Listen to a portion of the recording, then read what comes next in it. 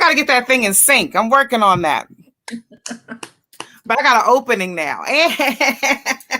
I'm fancy. I'm getting fancier by the moment, darling. Hello. All right. So, Tribe Talking on a Tuesday. Y'all got to get ready. I mean, like, we've actually been doing this thing. I don't know if you've noticed, but like, I've actually been doing Tribe Talking on Tuesdays, like consistently on Tuesdays. So Tribe Talking on a Tuesday with Miriam. Make sure if I'm going to keep asking you guys if you are here to holler at us, speak to us, let us know you're here, who you are. Today I am speaking with Lynne Streeter Childress. Hello, darling.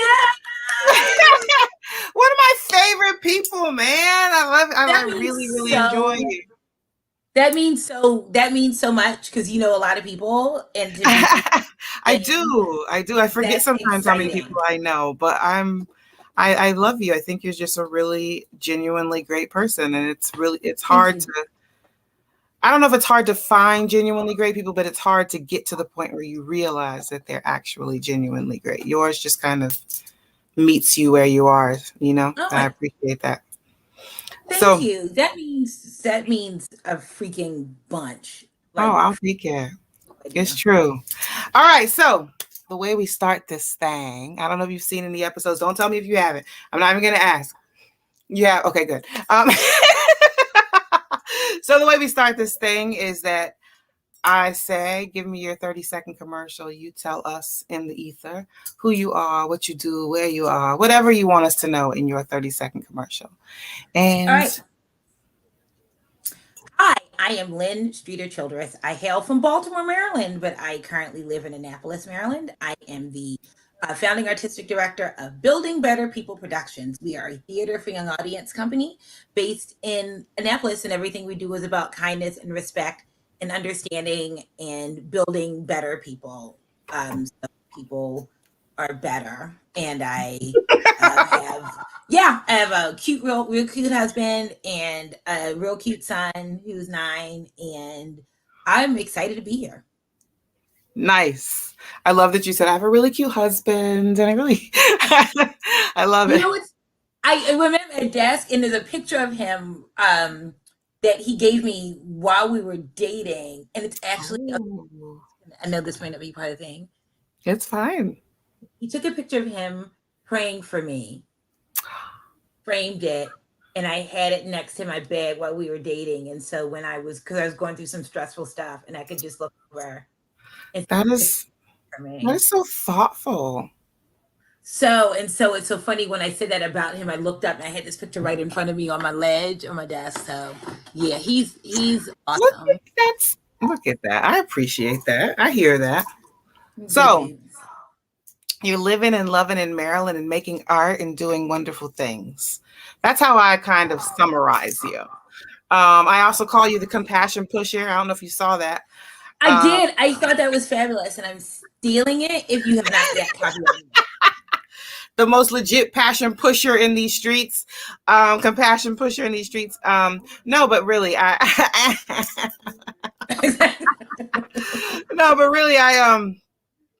you know, we connected over. I mean, I knew who you were.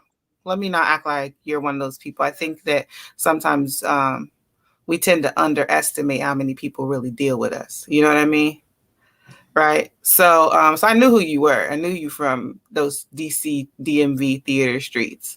But we got to know each other later. We were doing some vision planning work and business planning work for your company.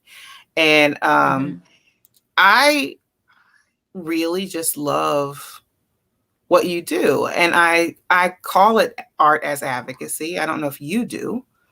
I do.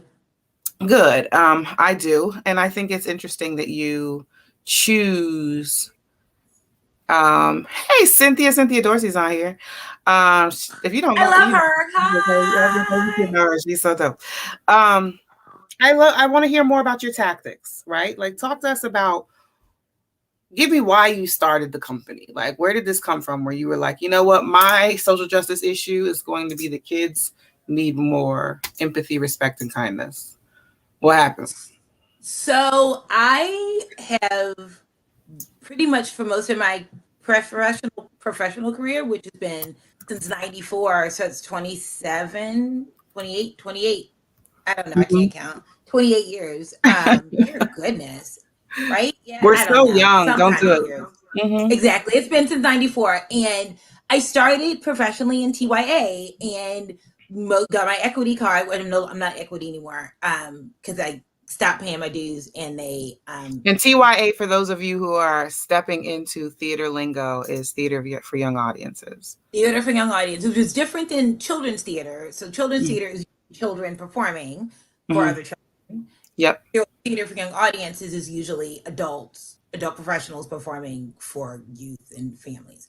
And so I started in theater for young audiences. And I think at some point I thought maybe I was going to, when I thought that performing was for adults was stepping into, the real, like you start with kids, but then you move on.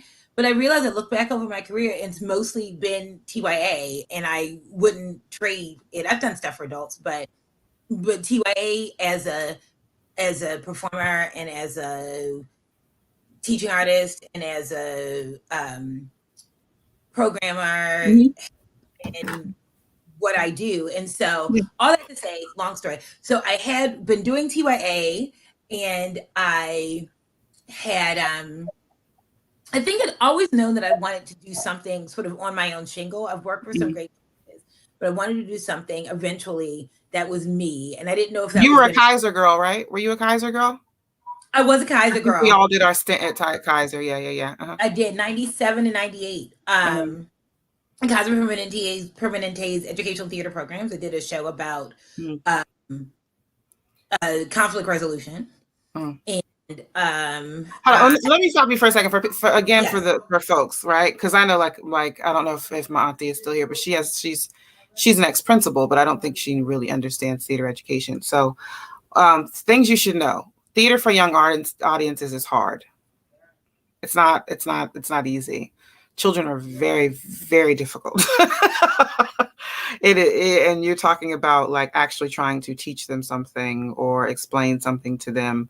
Especially on behalf of these larger organizations, like we were just talking about Kaiser Permanente, who had like this whole health and wellness thing where they used a lot of TYA folks. And we were just saying that we both have been Kaiser folks, but that it is difficult work, right? And so we're explaining it as theater for young audiences, adults performing for children, but it's also about like understanding the child's perspective, what's happening in the world right now for these different generations of children. What are they exposed to? What are the trends? And, how are they responding to these things? What do the stats say? Is there, around whatever we're discussing, is there like, an issue with juvenile justice and we can attack that or approach it with conversations on empathy and compassion, whatever. So it is when Lynne discusses it, I don't think she gives it as much oomph of how much she's doing and how difficult this work is. Well, thank you for that, because it was so interesting is that I talked about the feeling at like kids theater or TYA is what you do before you hit the big league. There are people who don't understand how hard it is and it's just a paycheck. It's just another gig. And when I did Kaiser, 97 to 98, I was actually planning on coming back for another season, 98 to 99. But in between that season, I got an extra show at the Kennedy Center. So I wound up not coming back to Kaiser. But during that summer, I was doing a dinner theater show. And there was a guy on the show who was like, the Kaiser was the gig to get because, again, 25 years ago, it was $400 a week. And the big thing, it was health insurance. So you had enough to pay your rent. And then during the day, for most of the time, so you could do other theater work in the evening. And there was a guy I was at a dinner theater show with who was like, oh, I got a call back for Kaiser, but I hate kids. And I was like, but he was doing it because it was a paycheck. And I was like, the first day that you have to get up and be at this space at 4:30 in the morning because you have a show 2 hours away, you're going to be hating it. If you don't believe in this and believe in what you're doing in the slightest, you are going to be shoving that health insurance right back at them because it's not worth it. And now there are a couple hustles for artists, right? Like there are those of us who immediately come out of school, make it to Broadway, kill the thing, and like they're doing whatever. Then there are the ones of us who go straight into education and start teaching in the school system. And then there are the ones of us who are still kind of getting to do all the things we want to do, exactly. Right? All the different things we want to do. And so those hustles are like teaching artistry, then it's theater for young audiences. I did dinner theater as well. All of those, like there are these kind of dinner. It was good fun. I actually really loved dinner theater. I'm not gonna lie. I did too. It's where I started in DC. Yeah, I loved it. Yeah. But you have all these different things, and you can tell when an artist is like just doing it for the check. Like you can tell the connectivity is not there. It's normally why you would say a performance is a bad performance, and you don't know, like if someone says, actually I really didn't enjoy it, and then they say, well, why not, and you can't articulate it, it's likely because you just didn't connect with the actors, and that's their job is to connect with you.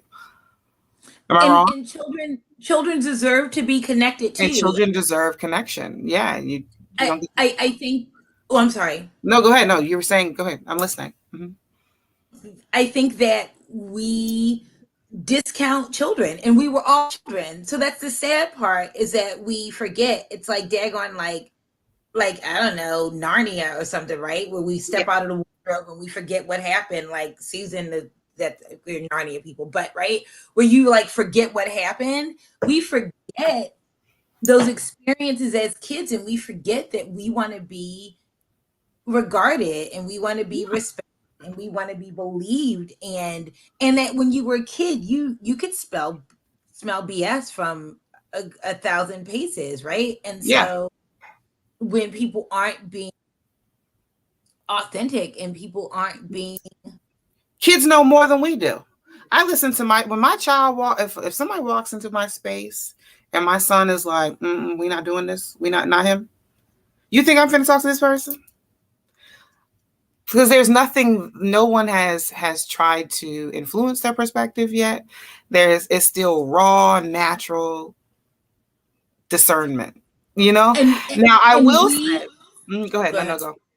No, I was going to say, and we wind up, because we're supposed to be diplomatic, right? We wind up trying to talk our children out of their instincts and trying to talk our kids out of, it doesn't mean that you let your kids swing from the chandeliers and cuss people out and whatever, right? But no, none of that, but jump on the furniture. But at the same time, we jump on furniture though. Hey, I'm about it. I mean, some of it good, not nice. Some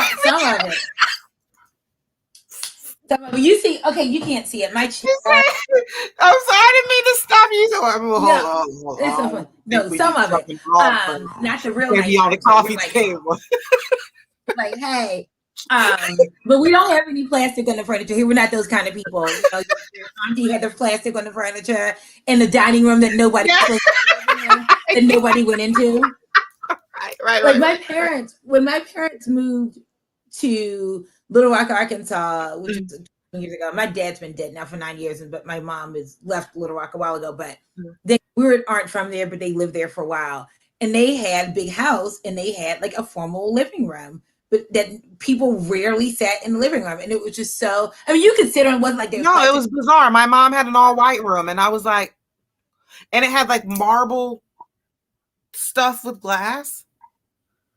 Yeah, I mean, their stuff was like, we're living in that, but it was funny that there was like a sitting room, but I guess too, we had a living room growing up, and it was the 70s, so we had a couch. A couch was like white, brown, and chocolate striped, like fuzzy, because it was the 70s, and they had these great, awesome I'm concerned about that. Lanterns that had like maracas hanging from them and like chain link. Because it was the 70s. That sounds kind of dope, though. It was dope, and I've been looking for those I don't know about maracas, but I mean like the beads. No, I've been looking for that. And what's so funny is years later, I was at a coffee house. This is now 20 years ago in College Park. That's not there anymore. And they had those same lampshades from my childhood. And I was like, what? And that was in the 90s, but we had them unironically in the 70s. So anyway, I'm not even what I was saying. But all was that we were talking about how people really disregard the feelings of children, and that's disregard the feelings of children. Yes. Right. And we try to talk them out of what they're really feeling into what is supposed to be proper and is supposed to be. Yeah. Even down to, I'll tell you, my 7-year-old, right? Anyone who's had the pleasure of meeting him, hopefully it was a pleasure, because he can be rough. He, like the way he poses questions, right? Like he got in trouble for cussing. I'm a cusser. I cuss. So he's heard cuss words, right? So now I'm not going to say, just in case my mom comes on here, this summer it was not just my son. There was nieces and nephews there. If they were all cussing, they were all cussing. All of your children have got cussing kids. But what I just needed to make that clear. But mine was like, well, who says which words are cuss words? Mm-hmm. Like who decided what words were cuss words? I don't know the answer. I've gotten that same question too. And so I was like, and then he was like, so is this like one of those times where you get in trouble for a thing that doesn't actually have real consequences? Because I told him he had spilled water once or something, like he spilled juice. And I was like, just clean it up. I was like, in the real world, like there's no real consequence for spilling water. Like if I spill water, I just clean it up and like I have to get more water. But like I'm not going to jail for spilling water. So you're not going to be punished for spilling water unless you take water and you're just throwing it on my floor for shits and giggles, right? So he used it against me. And he was dead on. Like, it was like the perfect time to do it. There was no fight that like the fight was so minimal on my side because I didn't really have answers. And that's how I feel about like all the kids in the world. I just assume every child thinks on that level and that we have to stop playing them as if just because they're young, that they can't create these very intellectual fragments, even if they're in fragments, these very intellectual, like, thoughts, hypothesis, whatever you want to call them, about very real things. Well, I find performing for children to be the most difficult because I never know which one of these children knows more than me. What's so funny? What's so funny is I think a lot of them do think. I think they do think that way. I don't know to articulate it that way, but like they learn what they can get away with, and they learn. They call our bluffs, and they learn when we're not going to follow through, when we're just going to go rah, rah, rah, rah, and go back to it. They know, and my students sometimes call me on it. It's like, if you're saying this, you have to like follow through and not just be like, oh, okay, because what they learn is, because they learn, they're creatures of habit. They learn just like us, yeah. I can get away with. And you know what's so funny though? Another thought I had while you were talking is that I watch a lot of TV and read a lot of books. Mm-hmm. Currently, I watch a lot more TV and movies. Fair. But I'm working on it. I have this really good book that I got in the library. It's like Black romance, and I haven't finished it. It's called While We Were Dating. It's like Black chick lit. Oh yeah, I've been reading trash. That's not trash. That's actually like on a couple of book lists that I've seen. But I've been reading trash. It had a little sticker on it. But what's so funny? I've been reading stuff that you would used to find at Borders, and that would say African American literature, and it was all the like honeydew girl walking down the street stuff. I've been reading that. Okay, that's hilarious. I bought a lot of books and stuff. I No, just that's want to hilarious. break. The world is so hard. It's hard. I bought a lot of books this summer at a book fair. My sister's a writer, and she was at it was in April, an outdoor reading. And you walk up to people's tables, and people have their books, and you feel weird if you don't like. You're like, oh, "What's this book about?" Okay, this is your life. Want a paper? Okay, bye. Right. It's know? so hard. So it's so hard. So I bought, I think, 2 books, and then there was an author there who gave me a book because Against My World, this was in Baltimore, but it turned out I had like taught her kids, I taught her niece and nephew Shakespeare. They were in a production I did for my theater company of Midsummer, and she recognized me and it was like, "You teach my niece and nephew. Here's my book." I'm like, "Thank you, that's great." So what are y'all reading? Is anybody reading filth? Let us know if you're reading filth. We're reading filth. I'm reading filth too.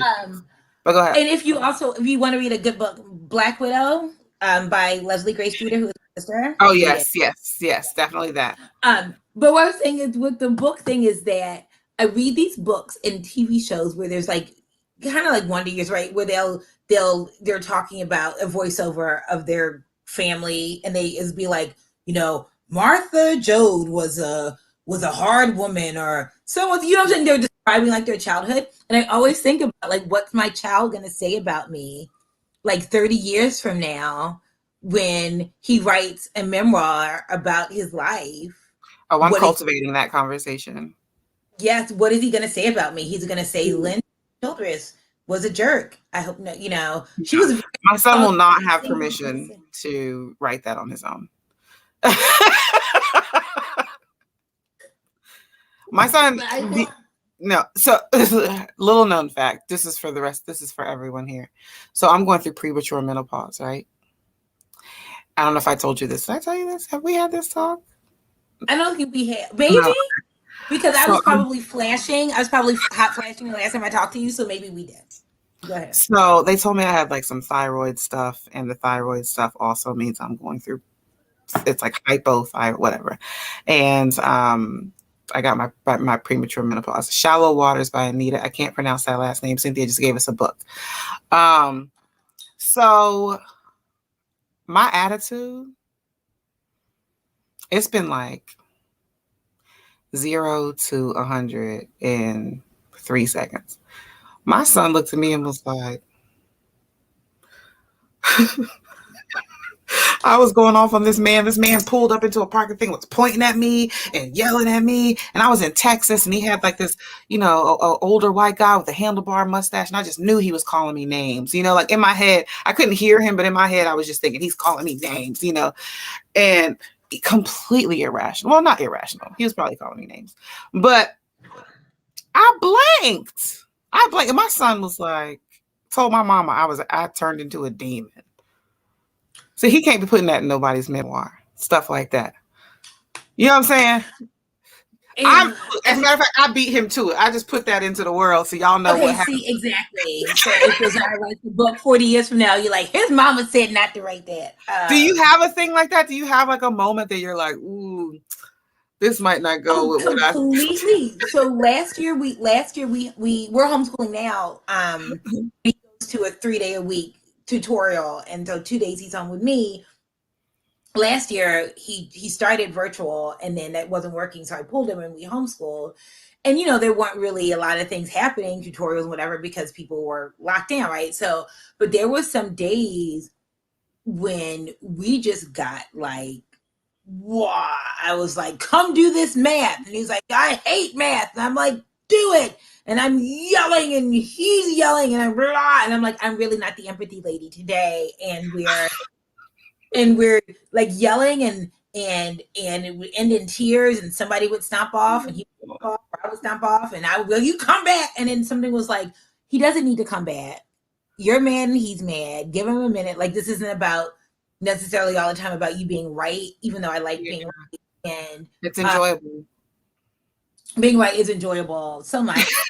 And so very much. But yeah, there were times when we would just get in these horrible and we talked about not telling people to shut up, and I'd be like, shut up, because I just wanted to stop talking. He'd be like, you said you would never say that, Oh, crying, and then I'm crying, and everybody's crying, and then you do those are this the hardest moments. where you're trying to justify it, and it's kind of like with you hadn't and you hadn't, and I had to step back and go, you know what? I wish you hadn't act like that, but me choosing to do that was me choosing to do that. It may have been inspired by like maybe us going back and forth, but I control what comes out of my mouth. Would it be selfish to write a show from that perspective of like how bad we feel when we mess up and then just only play it for young audiences? Like, would that be selfish? No. I feel like that's a thing. Like, can we just do like a mommy messed I know up? I'm gonna find my pad. I'm like, oh. Me and my Building Better People production pen. Look, Yeah, building better. Yes, building better productions. But yeah, can we get one of those going? We could tour that thing. Mommy messed up. Or my bad, said mommy. I'm writing it down.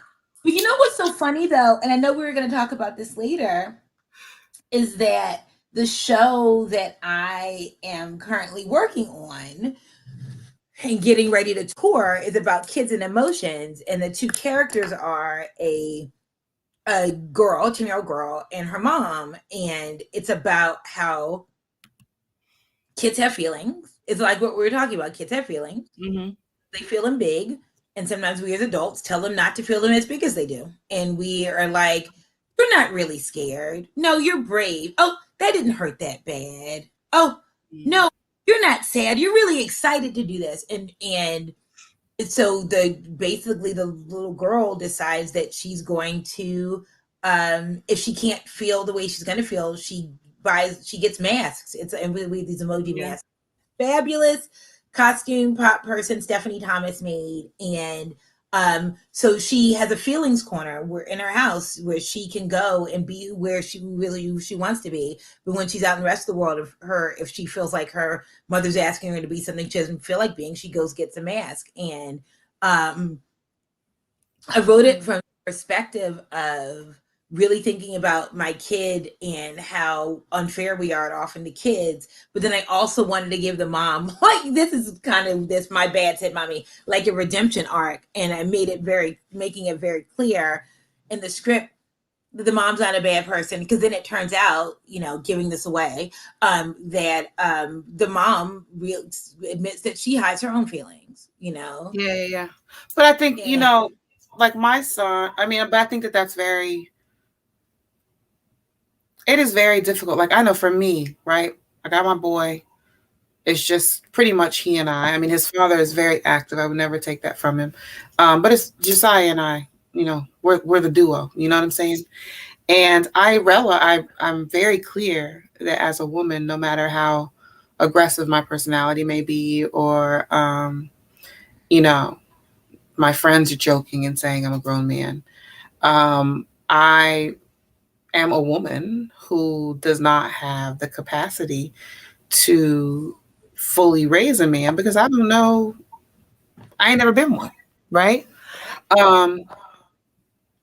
So I often have moments where, like, I know in the beginning, I kind of was the one that was like, no, come on, you gotta like, be tough and this is that. And I was like, no, girl, you're the thing that's supposed to allow him to be soft.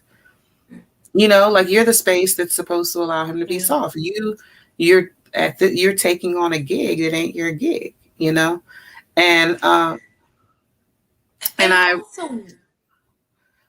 but we did go ahead. No, what were we gonna say? No, I was just gonna say, but also, where did we get the idea as women that we're not strong? Because we're every woman. It's all in us, right? We have. Oh no, I never said I wasn't strong. Oh no, I get that. But I'm saying, but I know that. No. I know not you, but there's some people like, the male is strong, right, and the woman is soft. But we're all of those things. But I think tenderness is very difficult. I actually consider that to be a much more complicated emotion to experience than strength. Because it's real. It's real, and it's also it incorporates a lot of different ideas. Like you're talking about vulnerability, you're talking about Absolutely. there's so much that goes into it. Being able to just express when things hurt you or when you're grieving or whatever. You can always be the one that is like the tough nails, because to me, that's an easier role to play. You don't really, it's very hard to play the role of vulnerability. You normally have to actually be vulnerable in order to get to that. Does that make sense? You know what I'm saying? No, absolutely. So I would also, I offer that as like maybe it's not a thing that women don't, we're not saying that like women are soft, but we're saying softness. For me, I'm only speaking for myself. I cannot speak for the conglomerate of women, right? For me, being soft and being vulnerable is a task. And teaching, showing my son that I'm a safe place for softness and vulnerability, and that he can experience these. And that's a job. Like I have to constantly be teaching myself that. And so, and it's the same thing. Like when we go into that's why that's one of the reasons I think that you're so dope, that you can go into these spaces with these kids and have these conversations about like empathy and compassion and kindness and, all of that, even though they are things I believe in and things I know to be, right? I know I'm a kind person. I know I have compassion. I know I can show empathy, right? But it's a task. Like sometimes somebody come at me the wrong way and I have to think to myself, come on, Miriam, you got to show kindness, show compassion, show empathy. Like I'm in this. It's like, how much do I enjoy not being incarcerated? Right. You have to ask me questions, exactly. Do I want to go there? No, but right. But you're right about, there is a, danger in being vulnerable and having to go there, right? It's when you ask people how they are and they really tell you and you're like, oh no, I didn't really want to know all that. I just wanted to say hi and keep going. And people with kids, if they start to trust you, they're going to trust you, and you have to. I mean, again, of course, we can set boundaries when there are relationships that what they shouldn't be telling you, but we be saying that. Let me tell you something. No, but when you were talking about like setting boundaries, I want to say this to everybody. I know that that's like part of the thing now. Like we're all talking about setting boundaries, same way we're talking about self-care and all that stuff. And then we judge each other so hard. We're really mean. We're mean. And I say we because I believe I'm part of the greater society, right? So I'm involved in this in some way, right?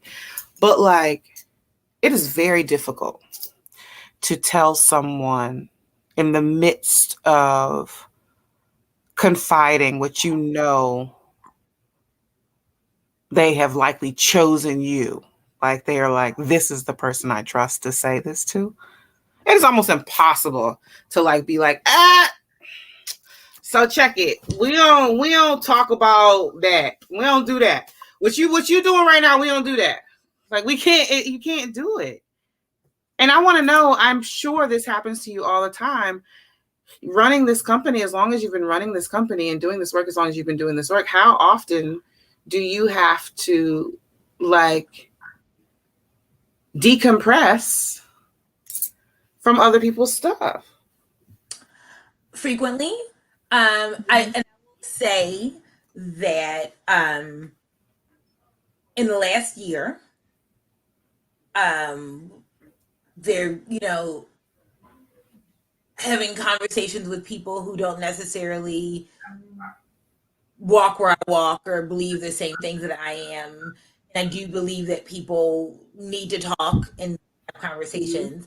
And there were also times where I've said to people, I can't have this conversation anymore. Or, you know what I'm saying? It's like, sometimes I had to say to people, what you consider sort of academic is my life. Like we're talking about like race or like whatever, I kind of have to be like, you know what? Or I've had to be like, I'm already talking to somebody this week about race. I have to talk to you next week. I can't do I can't do it because it's kind of like a bloodletting. It's to have these conversations a lot of times over and over, especially when people sometimes people listen. I've actually learned a lot from people who I made assumptions about because they're from different groups and I am in. But there is a lot, and it's actually really interesting.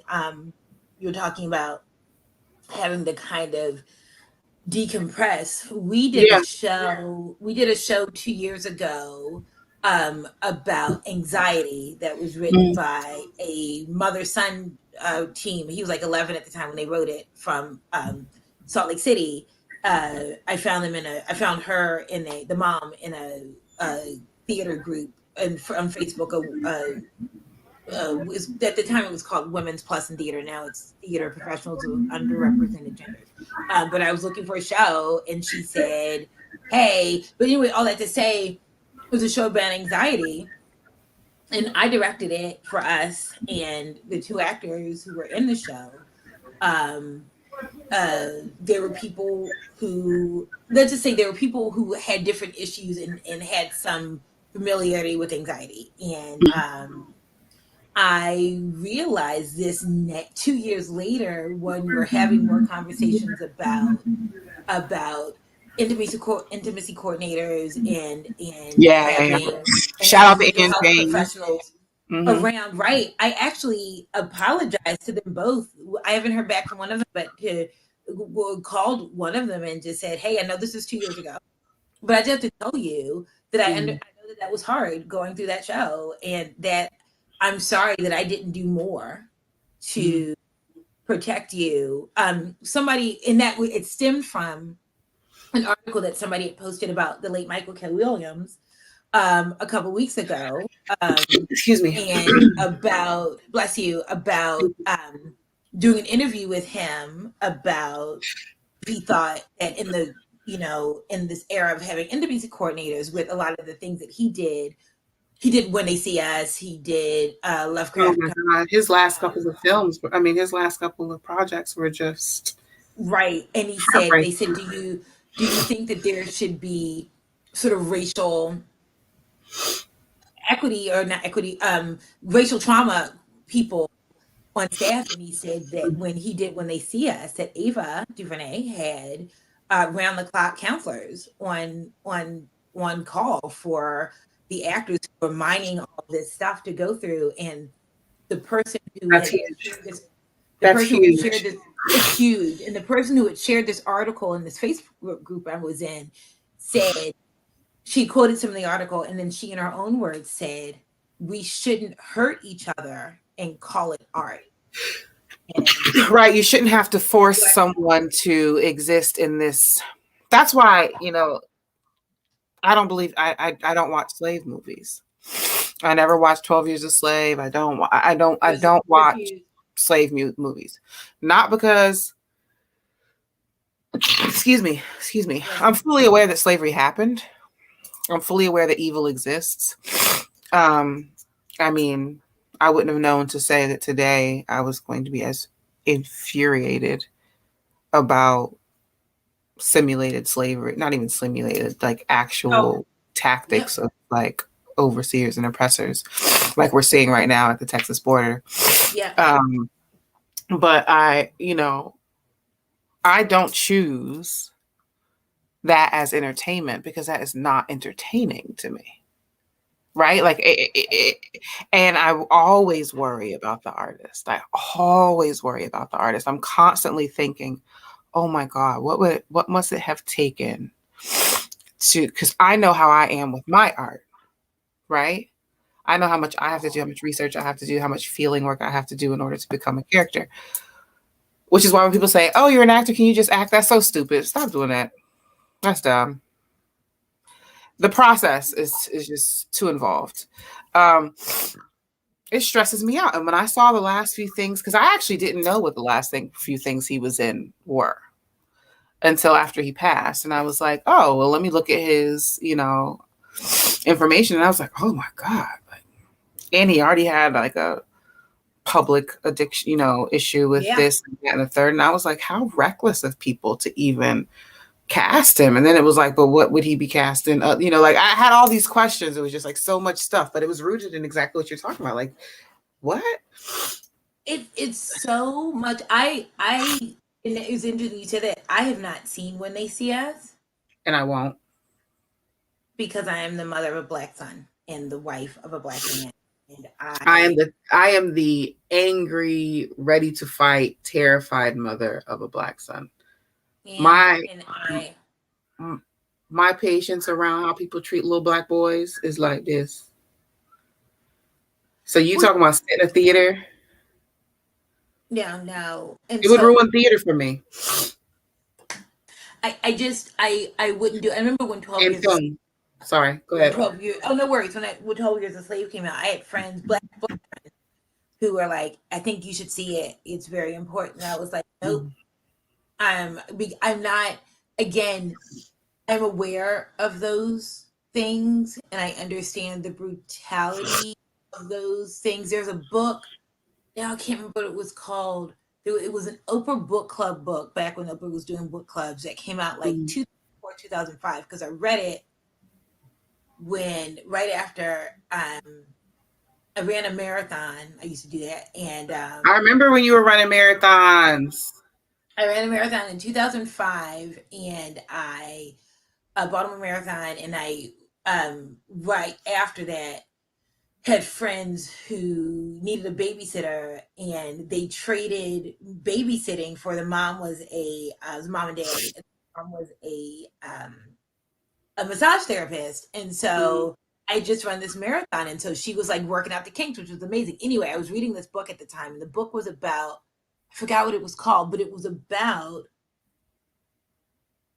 Black people who were slave owners, who were very light-skinned, who were slave owners, and there was in the book where a freed slave gets recaptured, and I've never ever ever been able to shake that feeling of reading that and shake that image. So when I heard about 12 Years a Slave, I was like, as my mother says, not the kid, right?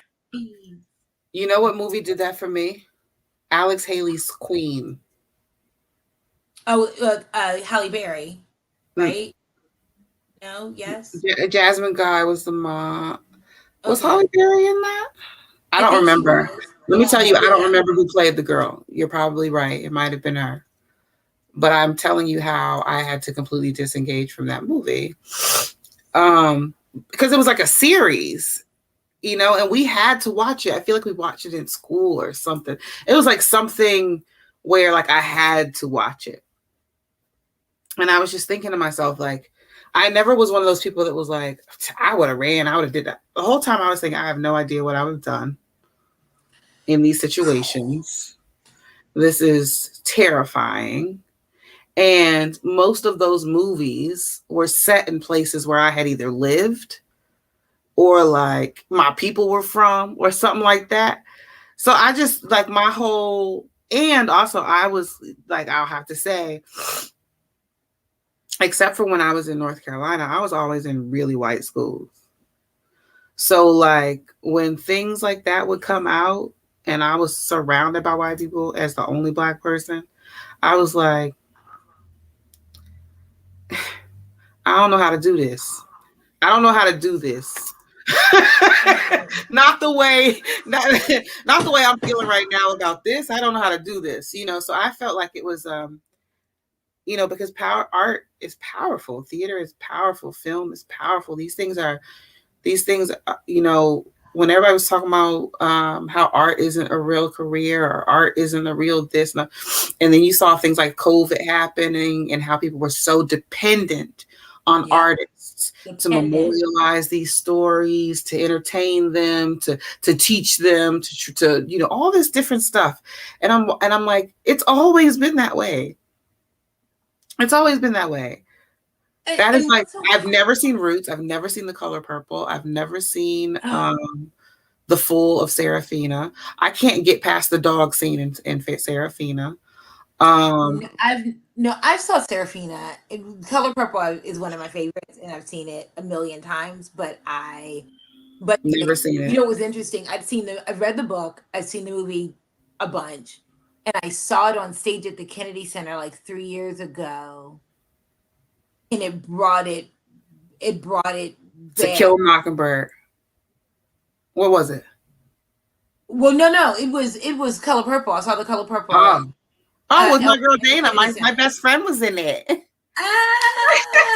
Dana played Celia in that.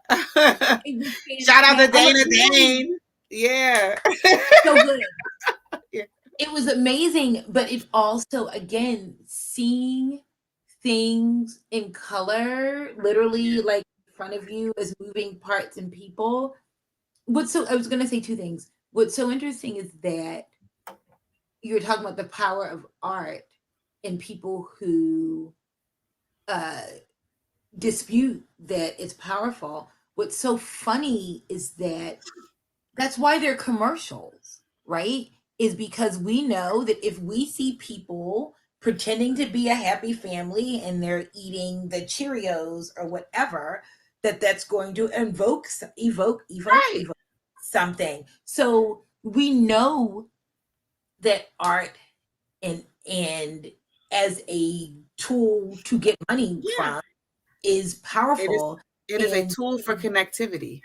It is a tool for connectivity. So for us to then shut our brains off that these things aren't making a difference and can't be used as a tool and a vehicle to reach for other things is just cognitive dissonance, you know, because we know, did I say cognitive? Cognitive. I know what you meant. Right, thank you. I'm just cognitive. We gotta figure out.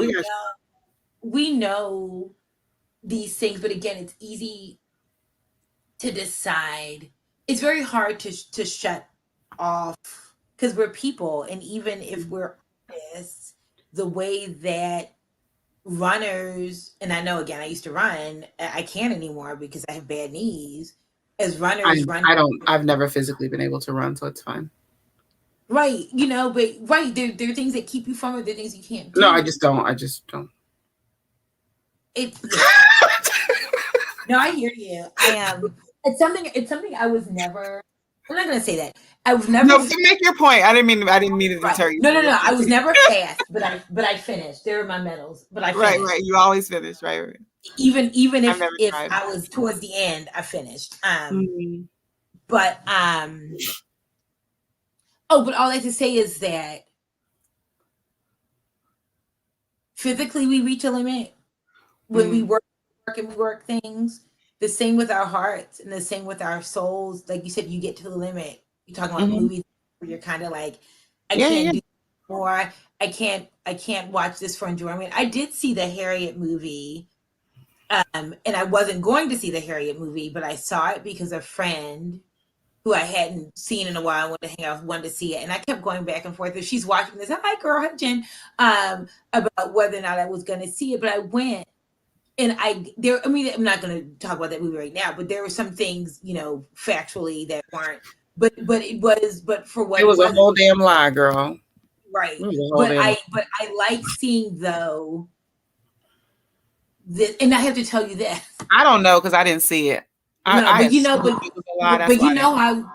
But here's the thing. You know why I could go see it? Because I knew that she never got caught, and I knew that she never lost in person, because I knew the facts behind that much.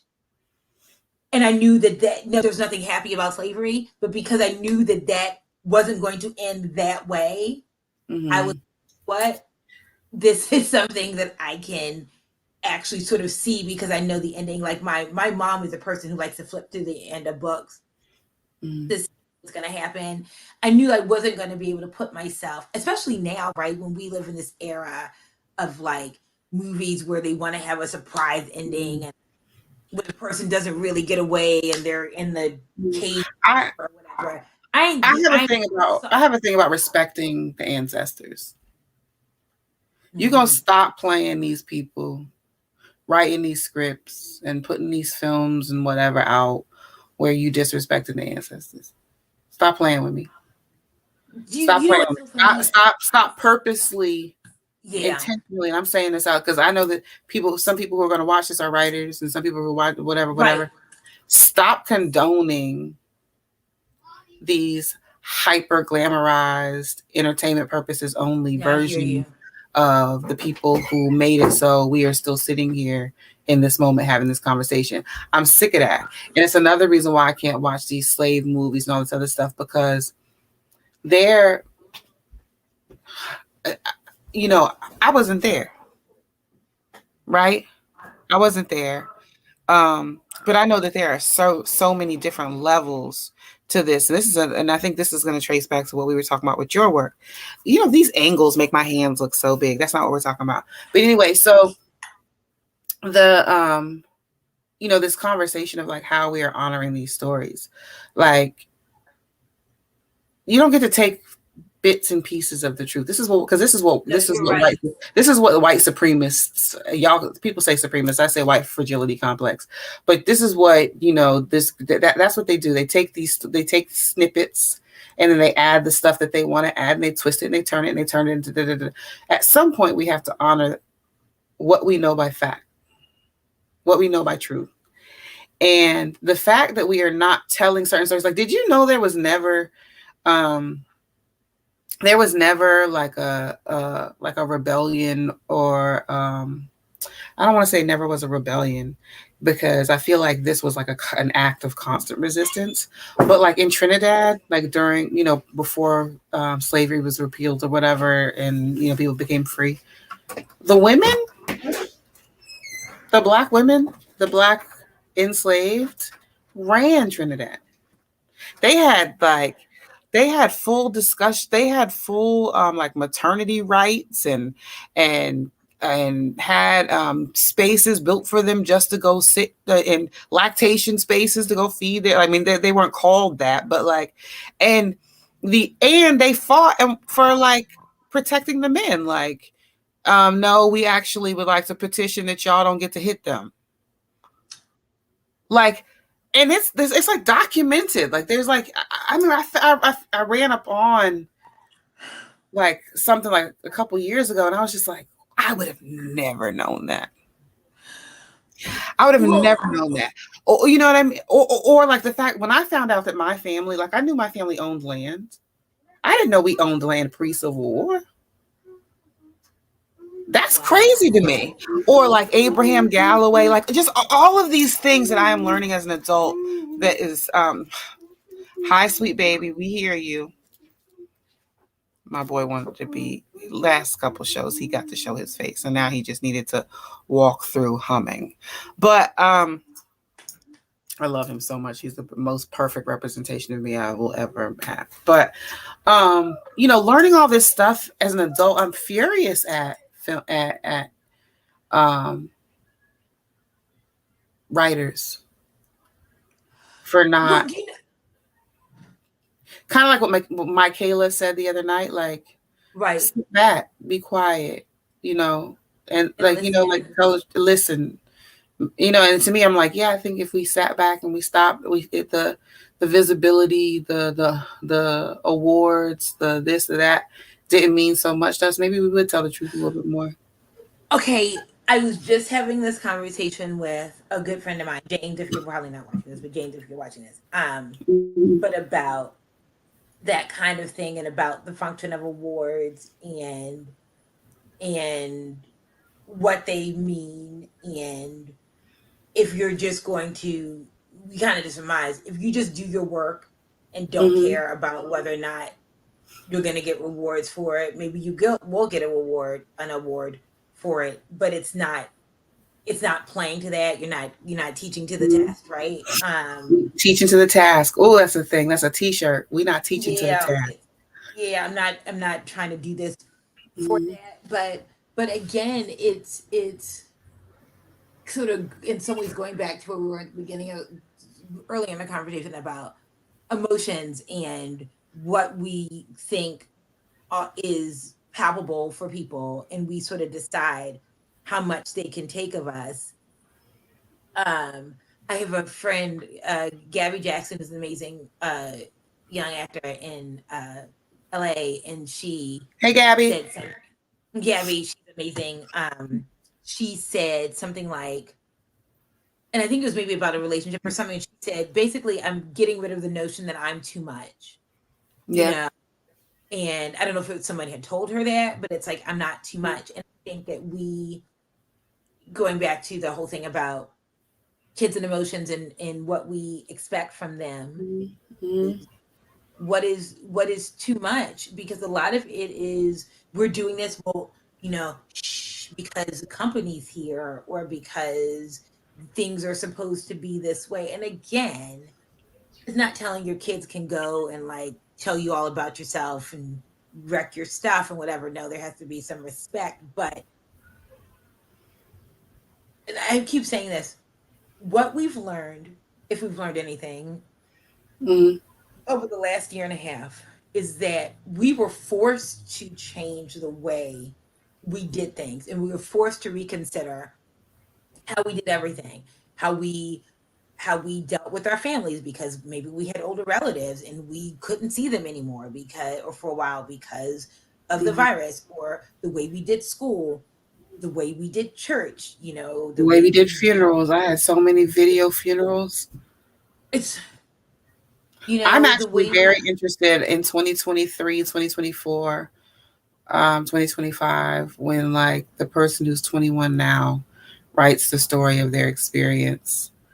I just hope that they've got the nerve to say what it was actually like, to say what it was like, but also this rush to get back to normal, when normal never worked, when normal wasn't the Did way it not was work. supposed to Does be, not work. Mhm. does not work. And the fact that we have this nostalgia for the way things were and were. Sometimes it's, you're looking back 20 years, we're looking back 2 years, right? A year Yeah. and a half. And And it's yeah.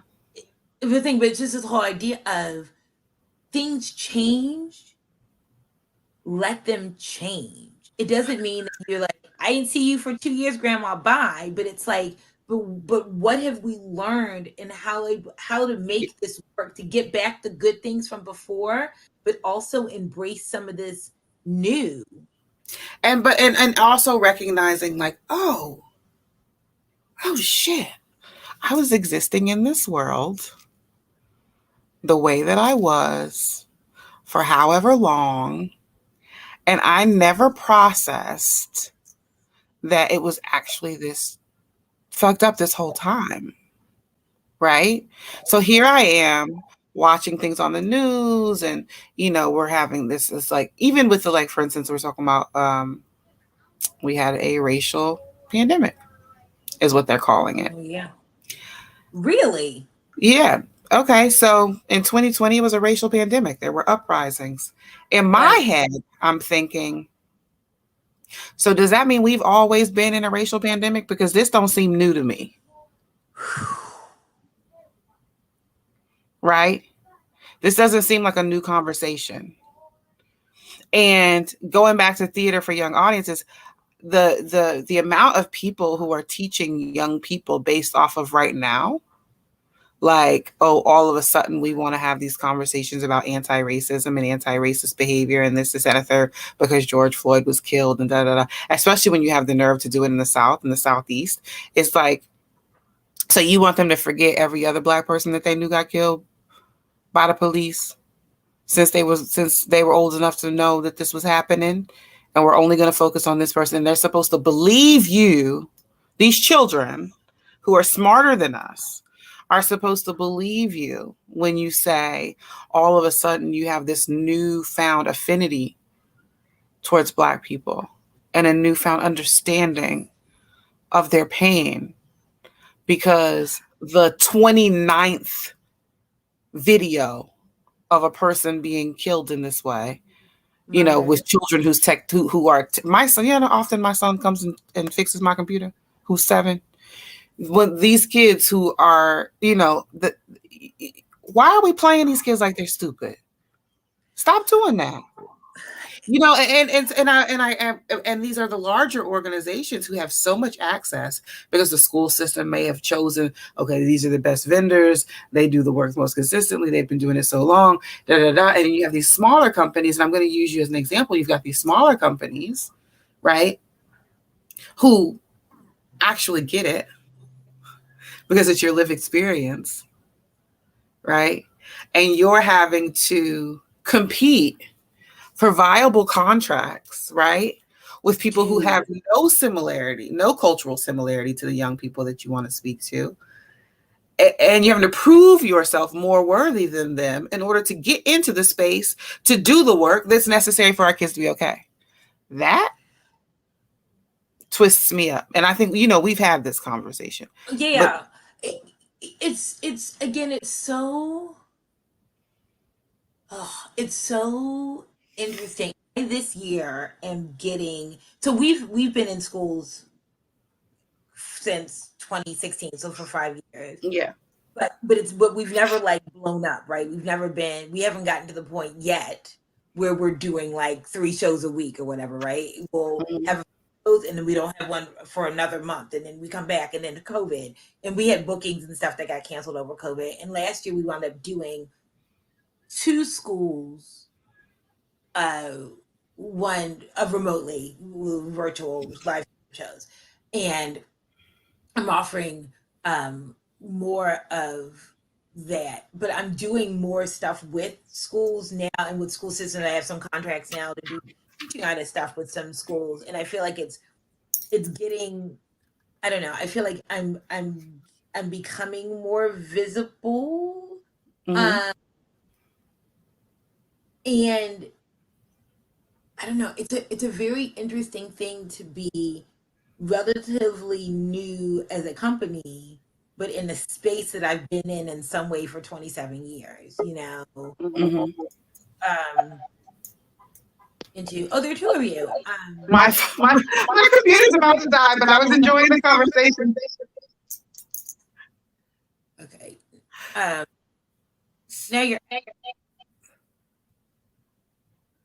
Hello.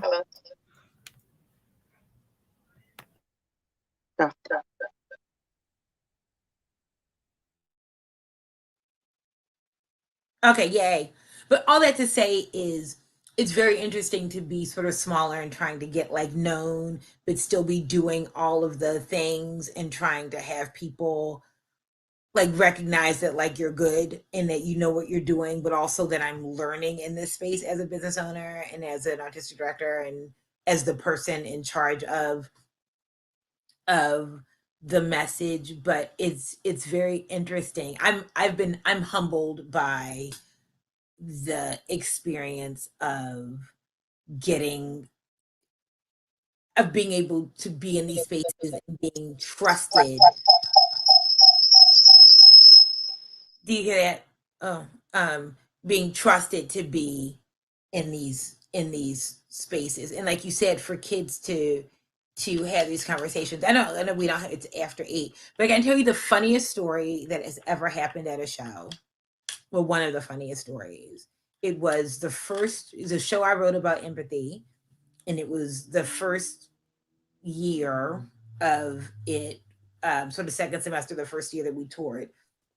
And there's a part in the show that's like a game show, and it's called How Would You Feel If Someone Said That to You? And they have these scenarios where it's all about our words and the power that our words have. And we have an actor who's acting the part of a kid who, when they say, what would you do if this happened? Like if you saw somebody fall and drop their ice cream, and the actor, of course, says things like, I'd laugh at him. I'd go, ha ha, don't be so clumsy. And we'd ask the kids to say things that, what do you think you would say? Something that's kinder. And there was a part about the person's friend getting a puppy. What would you say? Are you there? Okay. I'm here. Okay. What would you say? And the actor's like, I would say, that's not fair. I want a puppy. And usually the kids in the audience would say things like, I would say, that's a nice puppy, or can I play with your puppy? And there was like a 4th grader at a school in Montgomery County who said, I would say, I'm happy for you and your puppy, but I still want one. So can we not talk about your puppy all the time? And I just had that same conversation with my boy last night.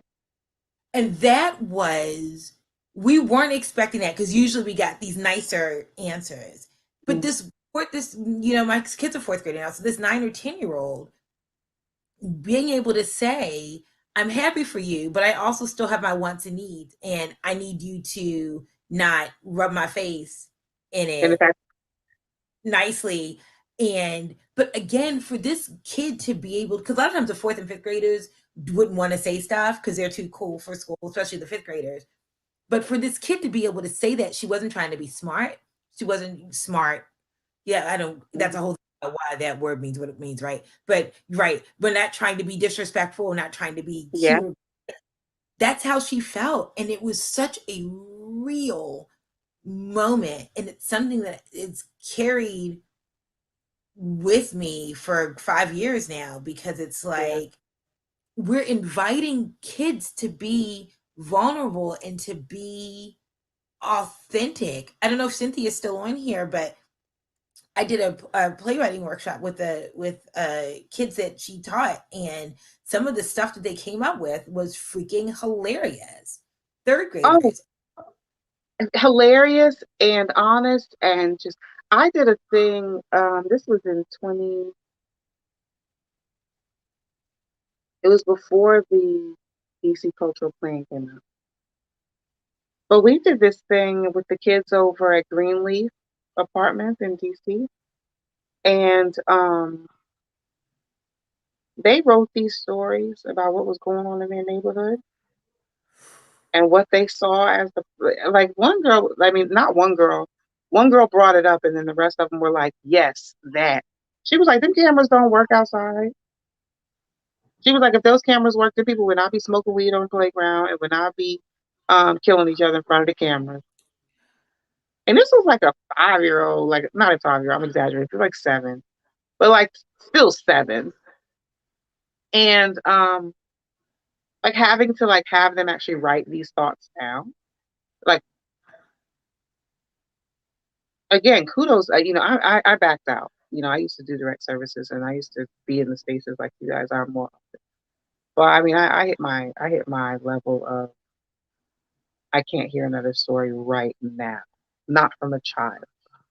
Um, because watching them put those things down and like, or like one girl was talking about, I was in one program and a young girl was talking about the guys that knock on doors trying to buy your house. I was like, dang, they really do see all of it. Like they see. She's like, no, there's this like a couple of them. They go and they knock on people's doors and they try to buy your house, and then so you won't have a place to live. And I'm like, so somebody must have started the conversation of gentrification with them, but not fully explained it. But it's like then just listening to these kids and good stuff too. Like I think it's so interesting to hear how kids encapsulate like the fun things of their life or like the. I mean, I'm a talker, but or when I'm comfortable, I'm a talker. But I could talk all day about like my best experiences, my favorite this, my favorite that. My son is like, oh, I went to a amusement park. It was great. I got to ride this thing and it was cool.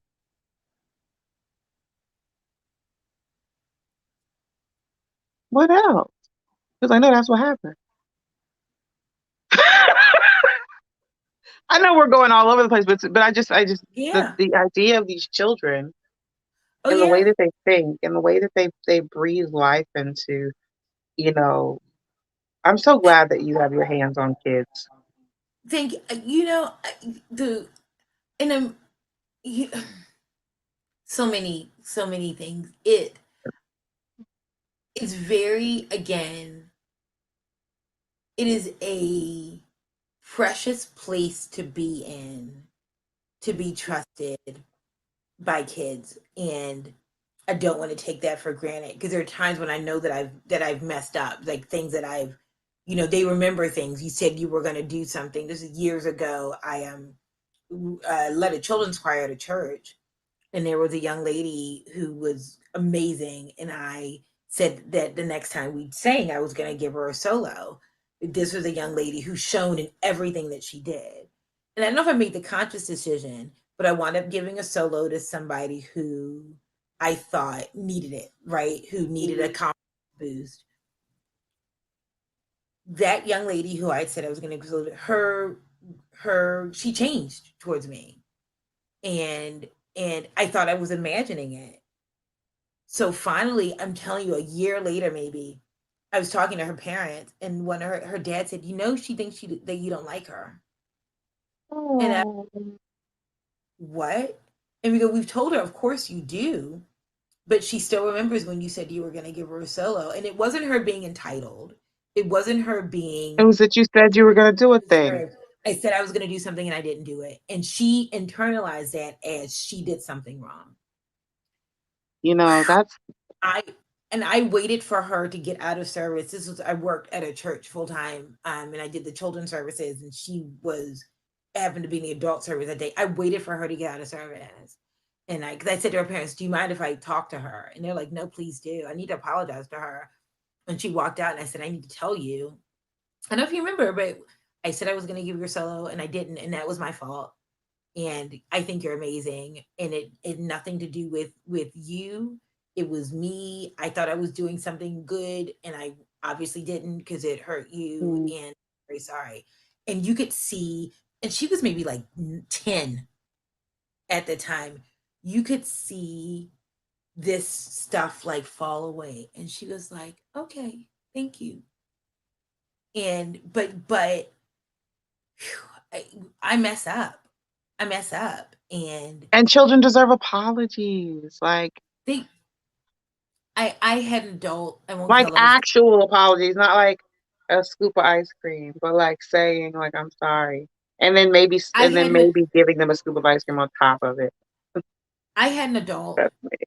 in my kid's life who wasn't doing everything they were supposed to do, an authority figure in school, and um I something happened that supposedly my child did that turned out he didn't do, and there was proof, and they just wanted to kind of be like, okay, it didn't happen. And I was like, oh, so when are you going to apologize to him?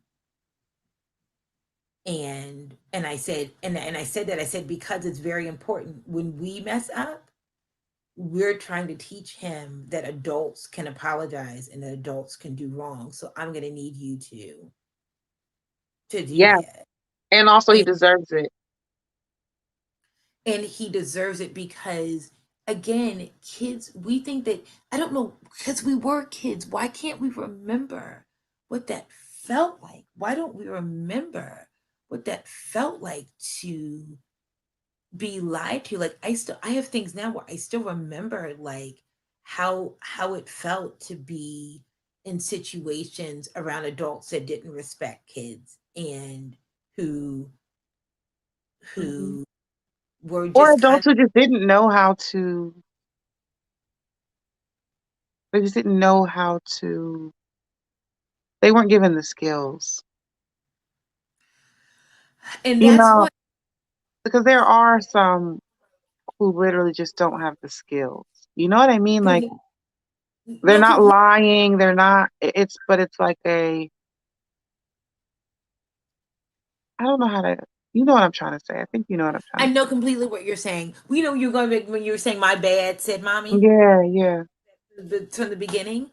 That's one of the reasons, again, that because I know if I do stuff for schools or libraries or whatever, there are going to be adults in yeah, the room, and I want adults. I hate those shows where the adults are stupid and the adults are punchlines, and yeah, of course smart, but yeah. where adults are just dumb. Like my dad used to hate the ones where my late father, who would have been 74 Friday, but he, Happy birthday, Dan. yay. He's been gone for a while, but he used to hate shows and commercials and stuff that made fathers look like idiots. And um he hates that stuff. Hated, he probably in heaven still hates it. Hates that stuff. And I know that I want adults to, I play to adults too because they're in the room. Because here's the thing, I want them to buy my programs, not just for the sake of buying programs, Yeah, yeah, yeah. But because but I they're want them, legit.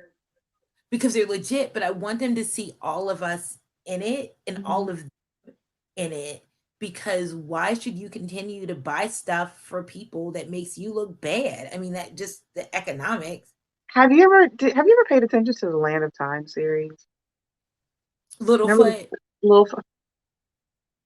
Littlefoot? it's been a long Littlefoot time. is not my favorite, but Littlefoot, because he has the most like he's got the sweetest moments. But I realized like 5 years ago, 6 years ago, because of just Josiah and dinosaurs. Okay, we watched every Land of Time. First of all, who knew there were so many Land of Time, everything, TV shows, movies? There's so many. That franchise, they did it. But Wow. that whole series is like single fathers, grandfather figures, like all the moms except for like two. And I'm not laughing at this. I'm just saying like all the moms except for like two like died when the earthquake happened or disappeared or whatever. So all the men in this series are like leading. And I'll tell you, maybe there are other series like this, but I haven't noticed them.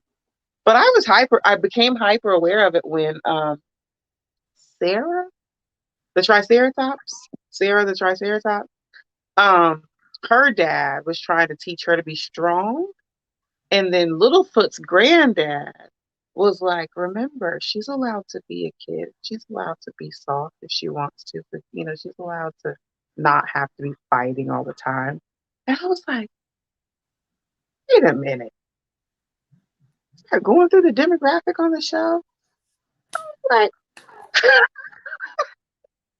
that moment was so personal and so like Right. you're used to there being like I mean, you're just used to a feminine voice being in something like that. And so I was like, But oh, but if you think did you know? I don't think I realized that because that was kind of I think I was a little older when those came out, so I never really got way into those. Even though at Yeah. the same time, you get into the Disney stuff. A lot of Hmm. the like Little Mermaid came out when I was a senior in high school, or maybe it just graduated in '89. And Okay, that makes sense. Okay. Aladdin, Beauty and the Beast, all that came out when I was in college. But all of those shows, there was no mom either. Ariel's mom was dead. Belle's mom was dead. Um, uh, Why they was killing the moms off? Jasmine didn't have a mom from Aladdin, so a lot of Jasmine didn't have a mom either. nope, no mom. Cinderella had a stepmom who was mean, so there was no warm maternal figure in any of these girls' lives. Mrs. This is where Potts, like this is where there should be like an emoji that goes it, for it, me. it was, and you know what's so funny? Are What's those so all Disney movies? Those are all Disney. I don't Land Before Time is, and that was Don Bluth, I think. But all those, Bambi, his mom gets killed. I mean, a lot of those things have It was just killing off the mom. I feel some killing kind of off the way moms. right now. And I don't. I'm trying to think of ones that have.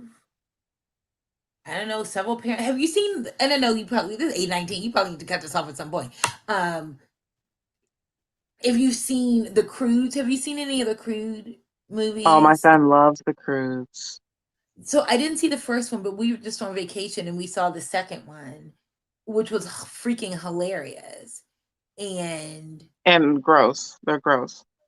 they're gross. But you know what? So what I loved about this movie though is that it's multi-generational of characters having arcs, that you have the main Yeah. character or like teenagers. Yeah, but the grandmom's all crazy and Well, like, the grandma's crazy, but like in the dad, the Nicolas Cage character is, Cro-Magnon, but yeah. it, the whole thing though of feelings, and him feeling in the second one, inadequate with these new people that they had met. And I really Mhm. liked it. Everyone had a So chance to you've have never seen the episodes, like the series, it's no, like a TV series or something. My kid no, watches them I on just see. Netflix. He's obsessed with the cruise. I think maybe my kid has. He But loves the baby girl. That's hilarious. right. He loves Uh, the baby girl. He thinks the baby girl's cool as hell. no, We were supposed to be done 20 minutes ago, we which is were. why my son came in here 20 minutes ago because he keeps tabs because he knows that we're supposed to be going to have dinner. I'm gonna say light went off. Was that It's some still like alive though. I know, but wasn't that some weird timing for like the light to It just was. It click was off? weird. Yeah, yeah. It So was the universe saying you don't got to go home, we're gonna but acknowledge that and you then gotta move go. past it. But yeah, so we are at time. It has been so much. We didn't get to play any of our games. We'll have to invite you back. The conversation was I just love talking to you. But we can I do this. will I could come. talk to you for hours at a time anyway. So I Yes. want to say thank you for being here. I do want to give you a few moments to share what you've got coming up, what people can look for, where they can find you. You are a not-for-profit organization, so where they can donate to your stuff, Thank you. right? Well, Where they can donate. Wait, we are not a non-for-profit, but we are oh, fiscally sponsored you are by fiscally sponsored. Yes, I know you can take donations. by by Fracture. We So, can. And this is my sister calling me. I gotta call her back. Oh, Leslie, I'm still on a Zoom. I'll call you back. Okay, bye. we've done we had to switch cameras. No, We it's answering phone so calls. It's funny, but fine. I am so I, building better I'm people. about We to are make you, hold on, on. give me a second. I'm about to bring you as the solo. Okay, there we go. Tell us Oh, what we okay. need to know.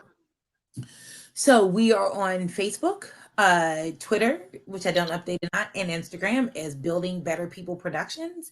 I am Lynne Streeter Childress. If you want to look me up, I'm on Instagram as Mama Lynn C, and I'm also on Twitter as Lynne Childress. We have classes that are local to people in kids in the Annapolis, Maryland area. And we also have online classes that start this week. If you go to bbpproductions.com and look for classes, fall 2021, you will see our offerings. So if wherever you are, if you are even not in this area and you want your kid to take an online class, we got that. Also have a show that I wrote and am starring in and producing called Feeling All the Feelings, which is about kids and emotions. It's for pre-K through fifth grade, so elementary school, directed by the amazing Danielle Drakes, costumes and props by the amazing Stephanie Thomas. And our wonderful stage manager's name is Dawn Natchme. Anyway, we are touring that both locally around the DMV, DC, Maryland, Virginia area, but also offering it in terms of COVID, but also just being able to extend our reach. We're also doing it virtually. You can look for shows and feel on our page, bbpproductions.com, Feeling All the Feelings. Information is on there, pricing and stuff, how to book us. Please book us. And if you're outside of the DMV and you're somewhere that I can possibly get to, we'll work that out too if you want in-person stuff, but we're also doing stuff virtually. We have a fundraiser coming up. We always take donations. Like I said, that you can, as Mariam said, that are tax deductible through Fractured Atlas, who is our fiscal sponsor. And that's pretty much. I coach. I'm a great speaker. I'm funny. I write if you want to commission a piece, both for adults and for young audiences. I'd love to work with you, love to talk with you, love to chat about why candy corn is a superior candy form. It's all good. You're muted. I say candy corn is good. They be hating on the wrong stuff. So this was another Tribe Talking on Tuesday with Miriam. We appreciate you for being here, Lynn. Thank you so much for having me. I'm honored. There's the people coming in and out. I'm so glad they came to see you. We normally spend a lot more time with posting and sharing, but as you know, the world is really, really crazy out here right now. So I want to say anybody who has been looking into how they can support the people of Southern Louisiana who are still suffering from Hurricane Ida, as well as people in Mississippi and surrounding areas. Please, please, please Google your mutual aid groups, figure out who's doing the work, and see how you can support. Because there are folks down here really, really hurting, and it's going to take a while for them to get back on their feet. So I want to say, as we are all readjusting in the Southeast, thank you to anybody who has been supporting us, has been helping to take care of everybody, been out here doing their thing, or trying to do their thing, or just trying to sustain and be there for their families. And also, thanks for tuning in and checking us out here on Tribe Talking on this Tuesday. We will see you next Tuesday. Who do we have next Tuesday? I feel like the Poppin' Show. I'll tell you soon. Anyway, don't judge. Whoever it is. My bad. I'm looking at a kid telling me here from the in the corner of my eye that he's ready to eat. So it's blame my mind, not my heart. I love you guys. Happy Tuesday. Have a great rest of the week, and we'll talk soon. See ya. Bye. Bye.